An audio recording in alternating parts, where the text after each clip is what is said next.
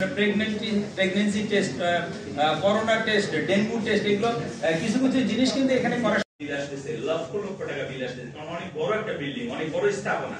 এই বিল্ডিং সরকার দিয়ে আমাদের খুব বেশি টাকা খরচ হবে না। আমরা যদি সফটওয়্যার টেলিমেডিসিনের কথা আমরা একটা আমরা ব্যাটারি কিনতে পারি না, মেশিন নষ্ট। তো এইটা বেশি মনে হয় না যে, বাট সুন্দর একটা মসজিদ তৈরি করছে, তার বিল কিন্তু ঠিক হচ্ছে। সরকার যখন করে দিল তখন এটা পরিশোধ হচ্ছে। আমরা করতে পারি ক্লিনার, প্রত্যেকটা সিসিতে যদি আমরা ডেইলি বেসিসে একটা নেওয়ার প্রভিশন আছে, আমরা দেখি চেষ্টা করি। দেখা গেল যে 500 টাকা 1000 টাকা ভিজিট নিল, তারপরে সে কয়েকটা টেস্ট দিল, 4-5টা টেস্ট দিল, 4-5টা ওষুধ দিল।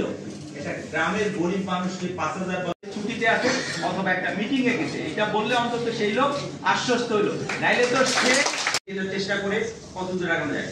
এই যে টোটাল আমাদের এখানে খরচ খুব বেশি হবে, 1000 কোটি টাকা হবে না। সরকার কি খুবই গরিব? বছরে 1000 কোটি টাকা সেই স্বাস্থ্য খাতে যদি এখানে দেয়, তাহলে যদি বলে যে তুমি এই যে 20 টাকা দিয়ে খরচ করো, সে বলছে না বাবা আমার